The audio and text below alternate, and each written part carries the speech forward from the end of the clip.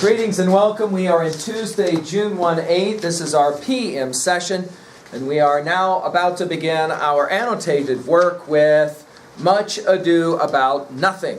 Now, I'd like to point out a couple of things for your notes. You should have a blank sheet of paper in front of you. You should be working now with some in-class notes.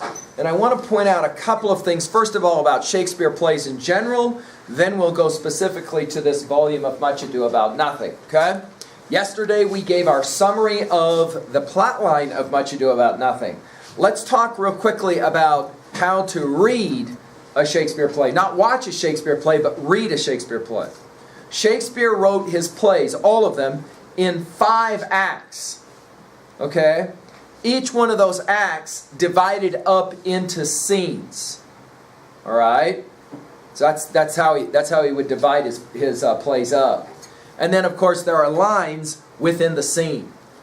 So if I were to say, Much Ado, 1, 2, 13 to 15, what am I talking about?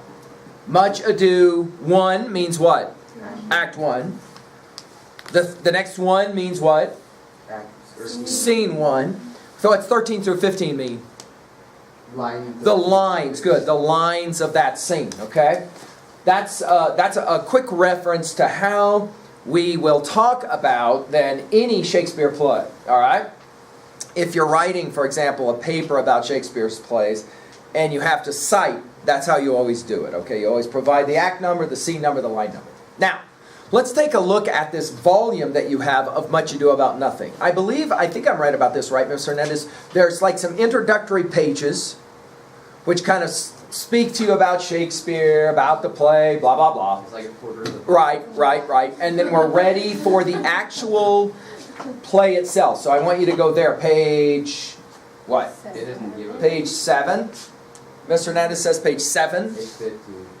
Page... Act 1, Scene 1. 15. That's where I need to be. Okay? Act 1, Scene 1. 7. It's page 7. So once you're there, I'd like to point out this volume provides you with 2 renderings of the play. The first is the actual words of the play itself. On the effacing page is what? Can you figure it out? Can you look at it and figure it out? There. On the effacing page, the opposite page, what are you looking at? What is that? It is a summary. You're absolutely right. It's the words written in easy English to read. Do you got me? So in other words, when Miss Laird is working with you and we're listening to this performance, you will be actually reading the very words themselves, following along with your pen, that whole thing. When she pauses briefly at the end of a page or a couple of pages or whatever, and we're ready to take down some notes, you can always take a look at some of that other stuff on that other side to help you, to understand what is it that I just read. Now, everyone, all eyes on me one more time, just to remind. This is important, so hear what I'm about to say. I'm very happy that we're going to study Shakespeare, and I'm very happy that you're going to know the play Much Ado About Nothing. But that is not why we're here. We are here to improve your reading. Why? Because 2 things. We know you will perform better in school in the fall if your reading ability is a little better enhanced. We know that. 2, when you're a junior and then a senior, you have to take, all of you are required to take the ACT, which is your test to determine what kind of score you get for college. It is a 3-hour reading test. Your ability to read and to understand is linked to that score. Does that make sense? So while we're working, while we're reading, our capacity to pay close attention, crucial, all right, as we go to work. Okay? So without further ado, Much Ado, we're now ready. Miss Laird will be working. We will begin Act 1, Scene 1. In your notes, you're always referencing by act and by scene. So right now, on your notes, it should say, Much Ado About Nothing, Act 1, Scene 1, page, and then whatever page out of the text hymnal it is. All right? And then we're ready to go to work. Okay? Do you have another copy of that? Much Ado, you bet. Yeah. I'll get one for you. Josh is still here. Do you want me to wait? No, I think we've got to get on with it.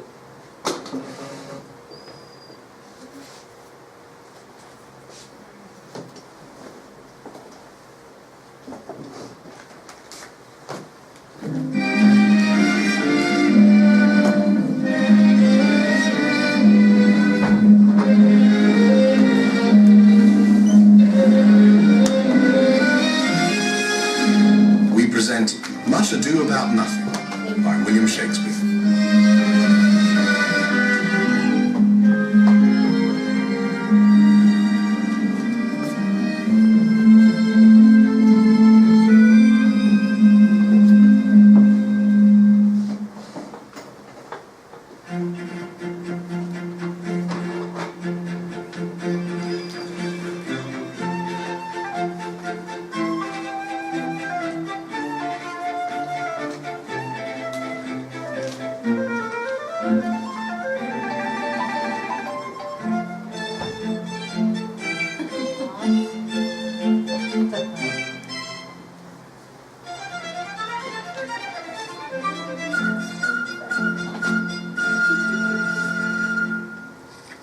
I learn in this letter that Don Pedro of Aragon comes this night to Messina. He is very near by this. He was not 3 Page weeks after I 7. left him. How many gentlemen have you lost in this action? But few of any sort and none of name. A victory is twice itself when the achiever brings home full numbers. I find here that Don Pedro hath bestowed much honour on a young Florentine called Claudio. Much deserved on his part, and equally remembered by Don Pedro. He hath borne himself beyond the promise of his age, doing in the figure of a lamb the feats of a lion. He hath indeed bettered expectation, than you must expect of me to tell you how. He hath an uncle here in Messina, will be very much glad of it. I have already delivered him letters, and there appears much joy in him, even so much that joy could not show itself modest enough without a badge of bitterness. Did he break out into tears? In great measure. A kind overflow of kindness. There are no faces truer than those that are so washed. How much better is it to weep at joy than to joy at I weeping? pray you, is Signor Mountanto returned from the wars?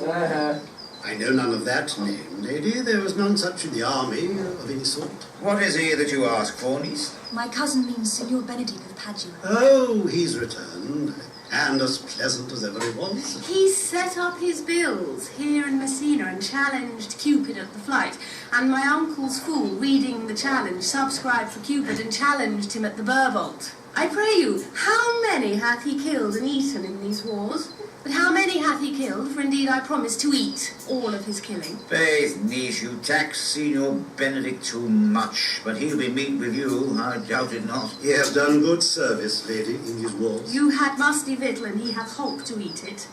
He's a very valiant trenchman. He hath an excellent stomach. And a good soldier too, lady. And a good soldier to a lady, but what is he to a lord? A lord to a lord, a man to a man, stuffed with all honourable virtues. It is so indeed. He is no less than a stuffed man.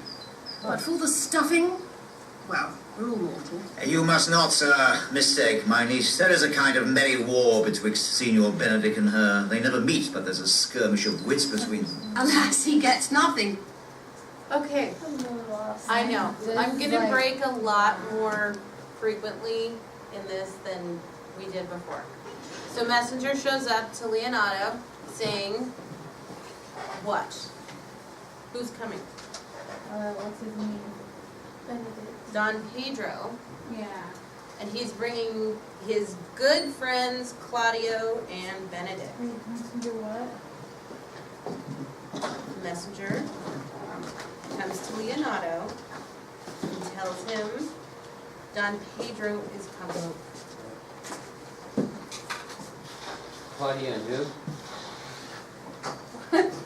Claudio and Benedict. Thank you. Hey, we can pause for a moment, by the way, and point out that if you are looking at your packet, page 1, and I would have it right now in front of me, Yeah. and you'll see why. Packet, page 1. Take a look at it real quickly. If you've got that, your characters are listed there for you, right? And that will help you immensely, okay? Especially with the spelling and the like, okay? They're talking about how Don Pedro has shown a lot of favor.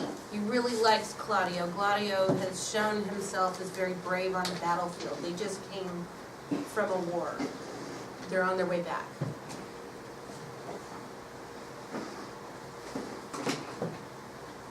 Also, we're introduced to this back and forth between what two people that will become the center of the play. Benedict. The two Yes. B's, right? Benedict and Beatrice. It's going to be the BB show. Then Beatrice asks, because she knows that he's traveling with them, if Benedict is there.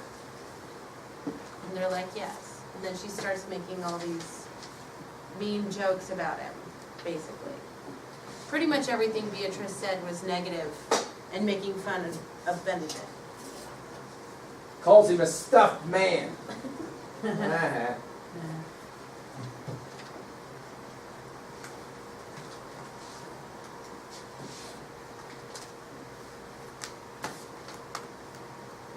And then she also calls him a coward. She's like, how many have you killed? Because I will eat all of his killing. Meaning, yeah, he didn't do anything out there. He's just got a big loud mouth and...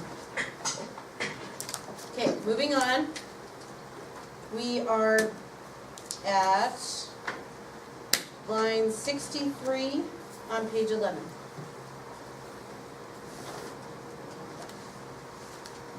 By that.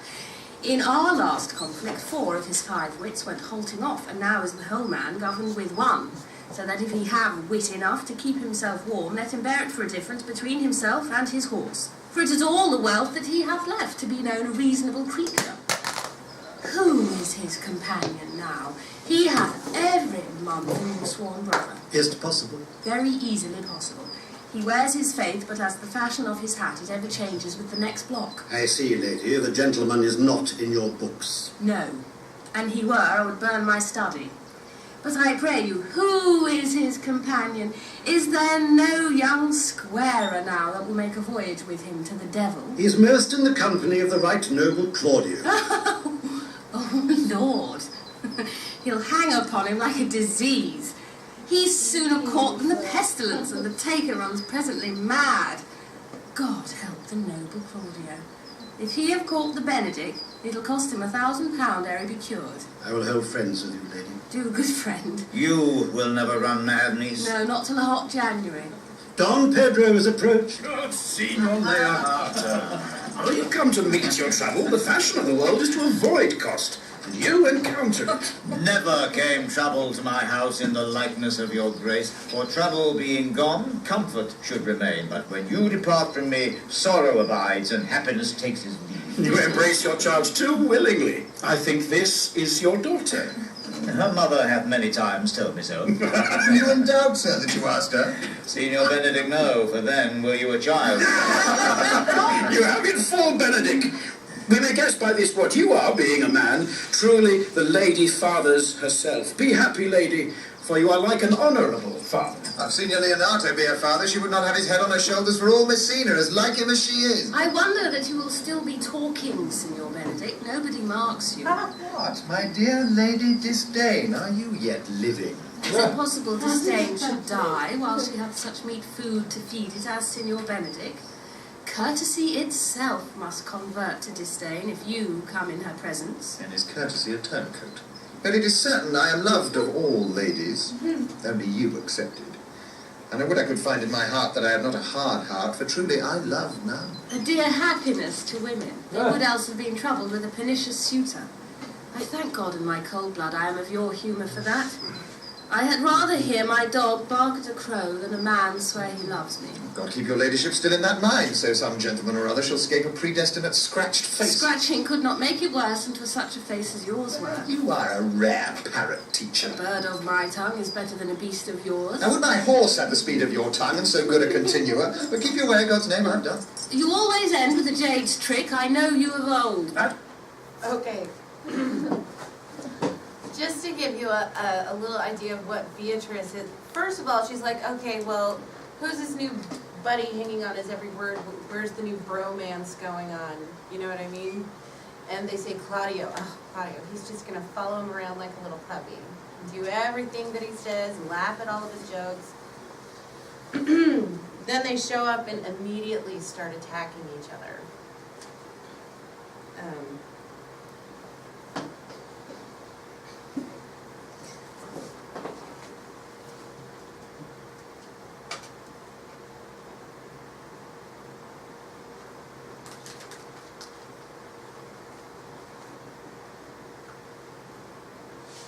Are you writing?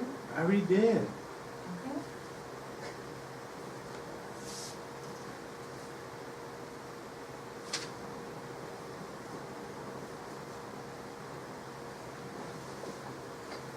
Okay, what line did we end on, Sheila?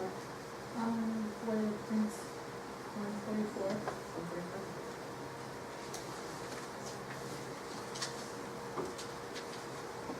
144. Okay, so now we're on page 15, line 144, the prince. That is the sum of all, Leonato. Signor Claudio and Signor Benedict, my dear friend Leonato hath invited you all. I tell him we shall stay here at the least a month, and he heartily prays some occasion may detain us longer. I dare swear he is no hypocrite, but prays from his heart. If you swear, my lord, you shall not be forsworn. Let me bid you welcome, my lord. Being reconciled to the prince your brother, I owe you all duty. I thank you. I am not of many words, but I thank you. Please it, your grace, lead on. Your hand, Leonato, we will go together. Benedict, didst thou note the daughter of Signor Leonato? I noted her not, but I looked on her. Is she not a modest young lady? Do you question me as an honest man should do for my simple true judgment, or would you have me speak after my custom, as being a professed tyrant to their sex? No. I pray thee, speak in sober judgment.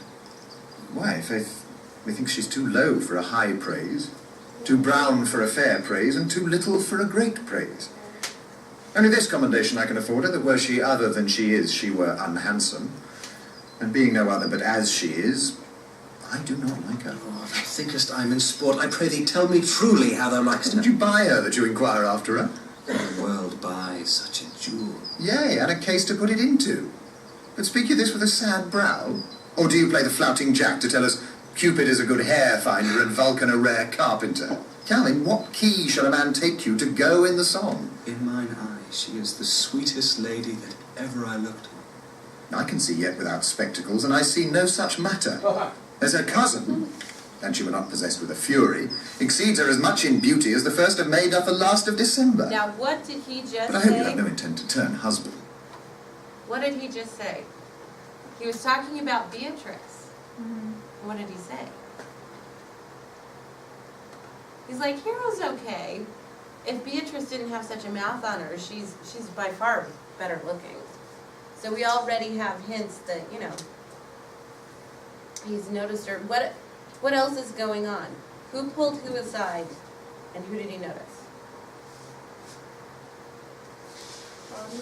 Claudio is talking to Benedict about who? Hero. Hey guys, again, we want to make sure you're writing this down. If I see that you're not writing this down, that's all right. We'll just keep you for an extra hour from 3 to 4, and we'll just have you watch the video again so that you can get it written down. When Miss Laird stops the player, you are writing material down in your notes. Okay? That's crucial. We're working with what act, what scene? Act 1, Scene 1. Act 1, Scene 1.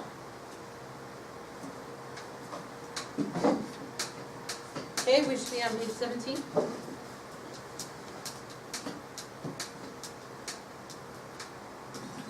Have you? I would scarce trust myself, though I had sworn the contrary, if Hero would be my wife. It's come to this. In faith, have not the world one man, but he will wear his cap with suspicion. Shall I never see a bachelor of threescore again? Go to, i' faith, and thou wilt needs thrust thy neck into a yoke, wear the print of it, and sigh away Sundays. But Don Pedro is returned to seek you. What secret hath held you here that you followed not to Leonato's? I would your grace would constrain me to tell.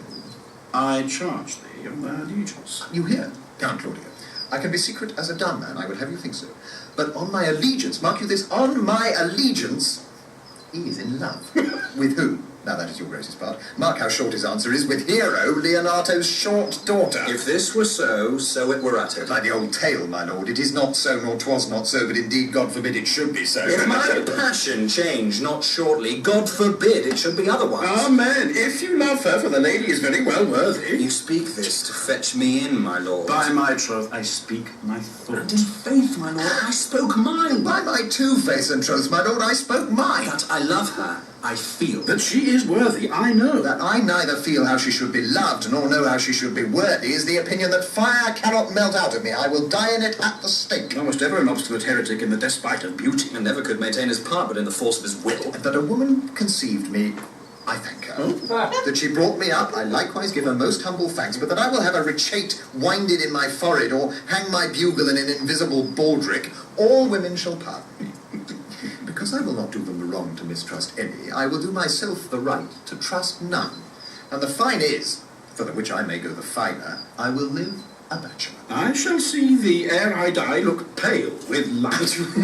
With anger, with sickness, or with hunger, my lord, not with love. Prove that ever I lose more blood with love than I will get again with drinking. Pick out mine eyes with a ballad maker's pen, and hang me up at the door of a brothel house for the sign of blind Cupid. Well, if ever thou dost fall from this faith, thou wilt prove a notable argument. If I do, hang me in a bottle like a cat and shoot at me, and he that hits me, let him be clapped on the shoulder and called Adam. Well, as time shall try. In time the savage bull doth bear the yoke. The savage bull may. Okay, guys, real simple. He says what about women? Benedict says what about the possibility of ever... Rather die. He said, I will die before I ever get married. There is no way you can ever find a woman that would attract me enough. The irony of this play will be, the woman he's going to fall for will be the woman he hates the most, Beatrice. Right? If you hold on to that simple truth, this play makes a lot of sense. It's pretty easy. Okay? Benedict's going to fight to give up to be with Beatrice. Go ahead, Ms. Laird, sorry.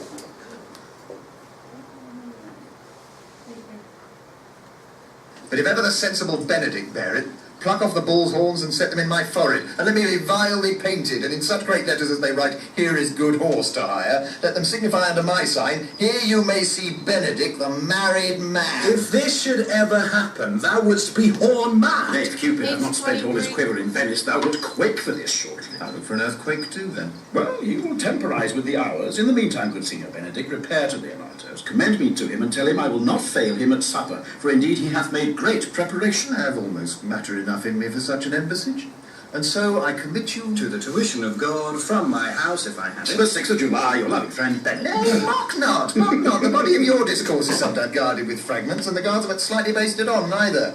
Ere you flout old ends any further, examine your conscience, and so I leave you. My liege, your highness now may do me good. My love is thine to teach. Teach it but how? And thou shalt see how apt it is to learn any hard lesson that may do thee good. Hath Leonato any son, my lord? No child but Hero. She's his only heir. Dost thou affect her, Claudio? My lord, when you went onward on this ended action, I looked upon her with a soldier's eye that liked, but had a rougher task in hand than to drive liking to the name of love. But now I am returned, and that war thoughts have left their places vacant. In their rooms come thronging soft and delicate desires, all prompting me how fair young Hero is. I liked her ere I went to wars.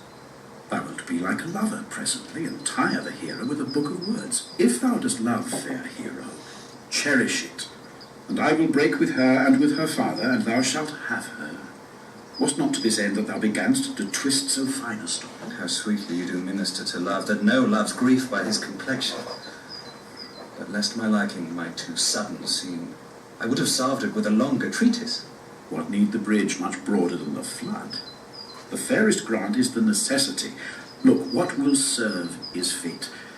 'Tis once thou lovest, and I will fit thee with the remedy. I know we shall have revelling tonight. I will assume thy part in some disguise, and tell fair hero I am Claudio, and in her bosom I'll unclasp my heart, and take her hearing prisoner with the force and strong encounter of my amorous tale. Then after to her father will I break, and the conclusion is, she shall be thine. Let's pause for a second. In practice, let us put it present. Okay, so it's this simple. Watch this. So, Jimmy likes a girl, but he doesn't want to talk directly to her to find out if she likes him back. So Jimmy talks with Jesus, and he says to Jesus, I like this girl, but I want to find out. Jesus says, don't worry about it, I take care of everything. So Jesus is going to go and talk to the girl, not for Jesus, but for who? For Jimmy. Got me? So Jesus is going to go up, and he's going to talk to the girl for Jimmy. But the party that they're going to is called a masquerade party. Now, what is that? You wear a mask. Everyone wears a mask, so no one knows who is behind the mask. So Jimmy is known when he goes to masquerade balls, parties. He's known to wear a Batman mask. That's just what he likes to wear. And Jesus is known to wear a Superman mask.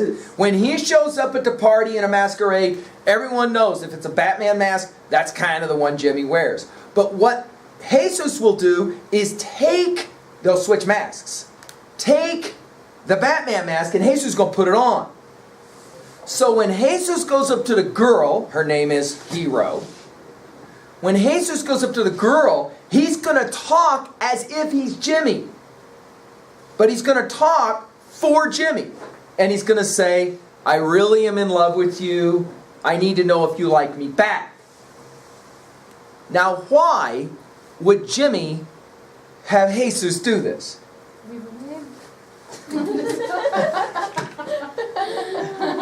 He ain't strong enough to do it himself. Good, keep going. Why else would he do this?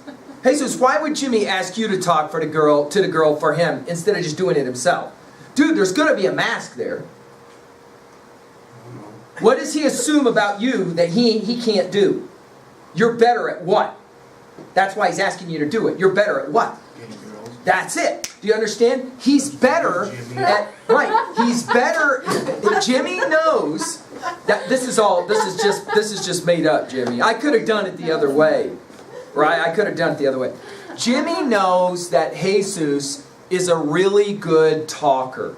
And because he's such a good talker, he wants Jesus to do it for him. Got me? So Claudio will go to the prince and say, will you talk to Hero for me? And the prince says, absolutely, not a problem. What the prince will do, and the way this would work out is, Jesus, because he's so smooth with the language, he talks to Hero, and she says, assuming it's Jimmy, yeah, I do love you. Now, Jesus takes the Batman mask off and says, I'm just fooling. This was actually Jimmy speaking through the mask. Are you okay with that? And she will say, yeah, that's fine. That's the hope. Got me? In other words, the prince is such a good talker that he will be able to talk Hero into falling in love with Claudia. And of course, it's going to work, right? There's another reason why Hero would want, in this case, Jimmy, right? Because Claudio is a very well-known man, and he's also wealthy. Of course, who is really wealthy in this story? Hero. Hero comes from a family of serious bank. So, when Claudio marries Hero, he gets what's called her dowry, which is to say, a lot of money, okay? Especially because Hero's got no bros. She's got no brothers. So the estate, right, so the estate is going to fall to her. So whoever marries Hero is going to get all of the money of her dad. So Claudio's got good reason, that on top of the fact that Hero is a pretty attractive girl herself. So do you understand? Claudio is going to ask the prince, we did this in middle school a lot, didn't we? Guys were always afraid to talk to girls, so they would send another guy to go and talk. We did this from about 5th grade on, correct? Sometimes I suppose it still happens in high school. So-and-so kind of wants to ask you out to prom, but he doesn't want to really ask you because he doesn't want to get shot down. If he asks you to prom, will you say yes or no? No, I ain't saying yes to him. Friend goes back and says, don't ask her, dude, because she'll gun you down. Or, yeah, sure, if he asks me, I'll go to prom with him. Now, you know, it's just, all right, I can ask her and it's okay. I don't want to get embarrassed is maybe another way to say it. Do you understand? So the masquerade thing, wait a minute. 3A observation. What other Shakespeare play plays the game of a guy finding his girl at a masquerade party? Finding Nemo. I said Shakespeare. Oh, I know. Romeo and Juliet. You're right. Remember in Romeo and Juliet, it's a masquerade party that night where Romeo goes to see who? Do you remember? Romeo doesn't go to see Juliet. He's in love with another girl. Her name is what? Do you remember? She's blonde. Rosaline. Rosaline's her name. Rosaline. He goes to see Rosaline. It's when he's at the party that he sees Juliet for the first time, and he goes, whoa, whoa, whoa. Now, one other thing. At this is funny. I'm setting you up for it. At this masquerade party in Much Ado, where Jesus is going to talk for Jimmy, where the prince is going to talk for Claudio, everybody's wearing masks. So there's a woman there with a mask on. It is Beatrice. Okay? There is a guy who walks up to her and wants to talk to her. It is Benedict. But she doesn't know that. Or she knows it and pretends like she doesn't know it. And they start having a conversation and she will say, is that jerk of a guy Benedict here? And of course it's Benedict, but he's got a mask he's holding. He goes, I don't know who you're talking about. Who are you talking about? You don't know who Benedict is? The biggest butt of them all? You don't know this guy? He's a complete imbecile. Let me tell you about what a jerk he is. And then she just goes on for a while, jacking on Benedict. He's standing right there having to take it because, of course, he's standing behind his mask. Then she walks away, and then he has to say it out loud. That woman speaks poniards, daggers. In other words, when Beatrice opens her mouth, snakes come out and bite, he says. We've already seen this from Beatrice. She's very sharp-witted. By the way, Shakespeare wrote another play about a sharp-witted woman named Taming of the Shrew. Yeah. And in this play, you have another woman who just guns down guys. Just guns them down. And guys are all scared of her. Because the minute she starts talking, she can take a guy and just reduce him to nothing. She's afraid of no men, and she loves to gun them. Beatrice is the same way. She has already told us, I've never met a man who I could tolerate. That's because there are no men I can tolerate. They're all a bunch of idiots. And of course, the greatest idiot of them all is, for Beatrice, Benedict, which is why it's going to be so much fun when finally these two get together, right? Because it'll be kind of interesting to watch how that one unfolds. All right, let's go back to it. Okay. Yeah. Make sure we know what page lines we're on. We're on page 27. You need to go ahead and do a new heading. Act 1, Scene 2. All right, here we go. We're going to Scene 2.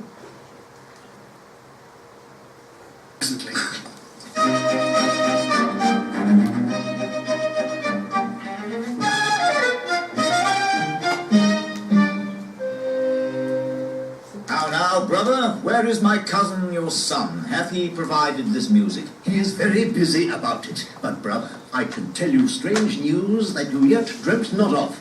Are they good? As the event stamps them. But they have a good cover. They show well outward. The Prince and Count Claudio, walking in a thick-breeched alley in my orchard, were thus much overheard by a man of mine. The Prince discovered to Claudio that he loved my niece, your daughter, and meant to acknowledge it this night in a dance. And if he found her accordant, he meant to take the present time by the top and instantly break with you of it. Hath the fellow any wit that told you this? A good sharp fellow. I will send for him and question him yourself. No, we will hold it as a dream till it appear itself. But I will acquaint my daughter with all, that she may be the better prepared for an answer, if peradventure this be true. Go you and tell her of it. Cousin, you know what you have to do. Oh, I cry you mercy, friend. Go you with me, and I will use your skill. Good cousin, have a care this busy time. Okay, That was fast. what just happened? I don't His know. brother told him about. Hey guys, again, you can look on the other side of the page and read it, and it will tell you in simple language. So just scan it real quick, and it'll tell you what's happened.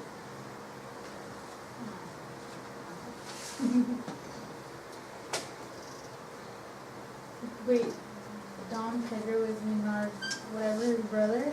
No, Don Pedro is the prince. Oh, okay.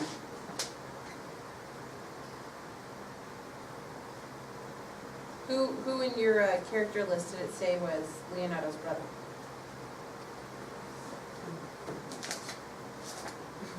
Don Pedro. No.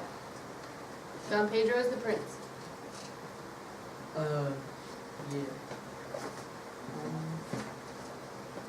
Basically, Leonardo's brother comes up and tells him that it was Beatrice overheard. It was overheard in the garden what the guys are planning on doing at the party. That Claudio wants to ask Hero to marry him. So now he's going to prepare Hero for the proposal. So they know about it ahead of time.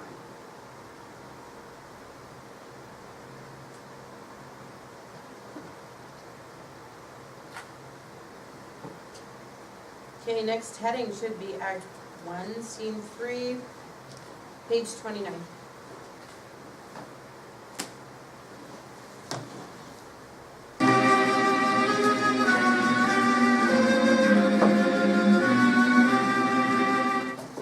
What a good year, my lord.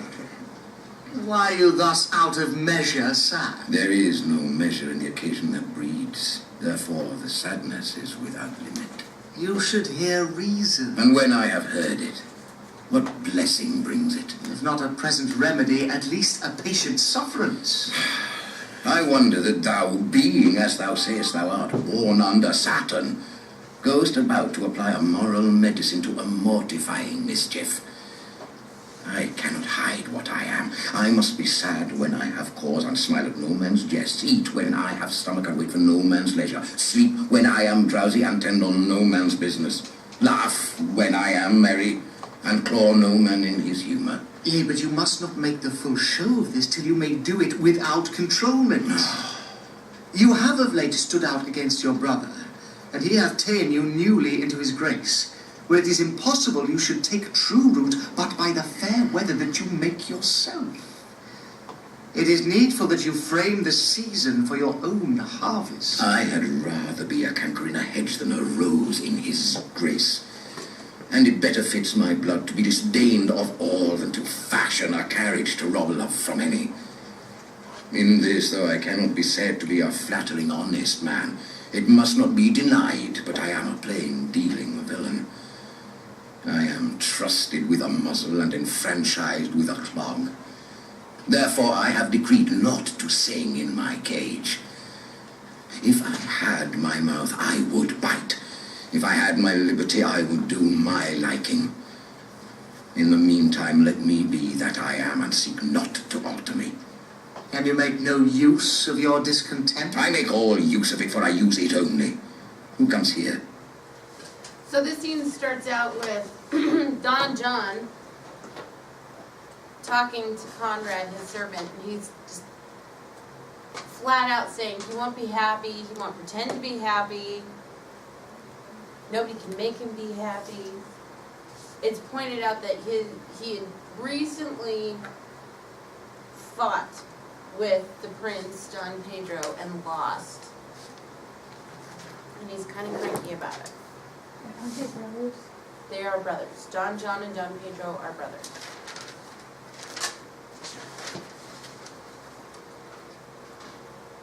But he's not going to pretend to be happy at this party. And he flat out says that he is a villain. Yeah, this is the villain of our play. Back to my story of Jesus and Jenny. If Mr. Workman were to overhear what they were doing and he wanted to kind of mess with it or screw it up, That's this character, right? He's the villain. He's the bad guy of the play. Yes. What news, Borachio? Line 39. I came yonder from a great supper. The prince your brother is royally entertained by Leonardo, Yeah. and I can give you intelligence of an intended marriage. Will it serve for any model to build mischief on? What is he for a fool that betroths himself to unquietness? Marry, it is your brother's right hand. Who? The most exquisite Claudio. Even he. A proper squire. And who? And who? Which way looks he? Marry, one hero. The daughter and heir of Leonardo. A very forward march, Jake. How came you to this? Being entertained for a perfumer, as I was smoking a musty room, comes me the Prince and Claudio hand in sad conference. I whipped me behind the arras, and there heard it agreed upon that the Prince should woo Hero for himself, and having obtained her, give her to Count Claudio. Come, let us thither. This may prove food to my displeasure. That young startup hath all the glory of my overthrow. If I can cross him anyway, I'll bless myself every way. You are both sure and will assist me. To the death, my lord. Let us to the great supper. Their cheer is the greater that I am subdued. Would the cook were of my mind. Shall we go prove what's to be done? We'll wait upon your lordship. So Borachio comes in, tells Don John about Claudio and Hero and what Don Pedro intends to do. And Who comes in? Borachio. All right. The spellings again are on page 1 of your packet if you need help. Don John immediately decides that he's going to try and mess with the plan. And he asks his 2 serving men if they're going to help him.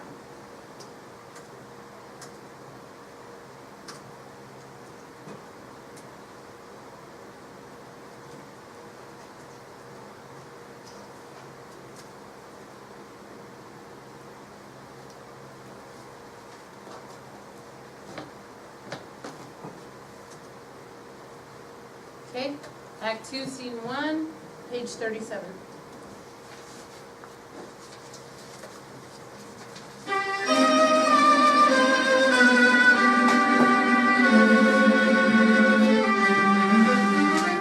Was not Count John here at supper? I saw him not. How tartly that gentleman looks. I never can see him, but I am heartburned an hour after. He is of a very melancholy disposition. He were an excellent man that were made just in the midway between him and Benedict. The one is too like an image and says nothing, and the other perfect guy too for like my girl. lady's eldest son, evermore tattling. Then half Signor Benedict's tongue in Count John's mouth, and half Count John's melancholy in Signor Benedict's face. With a good leg and a good foot, uncle, and money enough in his purse, such a man would win any woman in the world if he could get her goodwill. By my troth, niece, thou wilt never get thee a husband if thou be so shrewd of thy tongue. In faith, she's too cursed. Too cursed is more than cursed. I shall lessen God's sending that way, for it is said, God sends a cursed cow short horns, but to a cow too cursed he sends none. So by being too cursed, God will send you no horns. Just if he sent me no husband. For the which blessing I am at him upon my knees every morning and evening. Lord, I could not endure a husband with a beard on his face. I had rather lie in the woman. You may light on a husband that hath no beard. And what should I do with him? Dress him in my apparel and make him my waiting gentleman? He that hath a beard is more than a youth, and he that hath no beard is less than a man. And he that is more than a youth is not for me. And he that is less than a man, I am not for him. Therefore I will even take sixpence in earnest of the bear-ord, and lead his apes into hell. Well then, go you into hell. No, but to the gate. And there will the devil meet me, like an old cuckold with horns on his head, and say, Get you to heaven, Beatrice, get you to heaven. Here's no place for you maids. So deliver I up my apes, and away to St. Peter. For the heavens, he shows me where the bachelors sit, and there live we as merry as the day is long. Well, niece, I trust you will be ruled by your father. Yes, faith, it is my cousin's duty to make courtesy and say, Father, as it please you. But yet, for all that, cousin, Let him be a handsome fellow, or else make another curtsy and say, Father, as it please me. Well, niece, I hope to see you one day fitted with a husband. Not till God make men of some other metal than earth.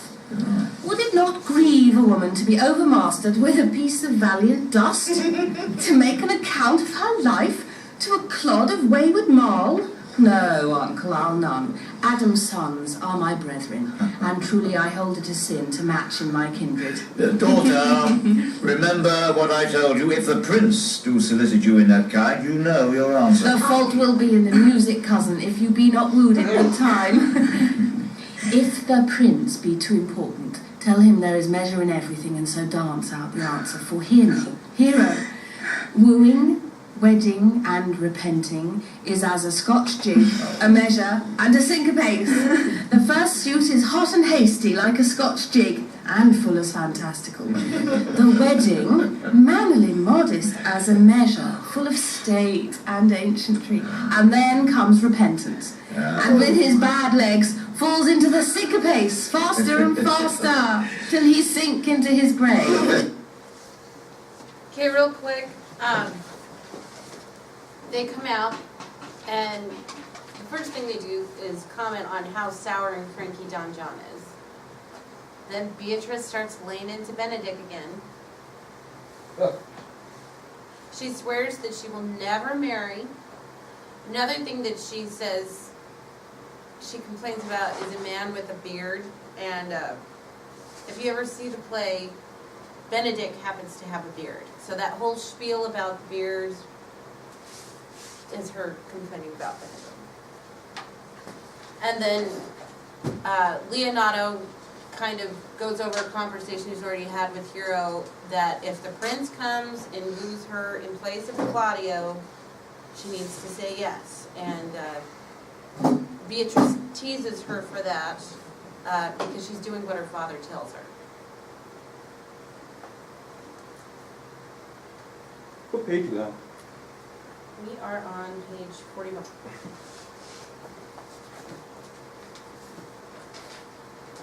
Beatrice says when she goes to hell, they'll send her away from the gates of hell because she's a maid. That is to say, she has not slept with another man.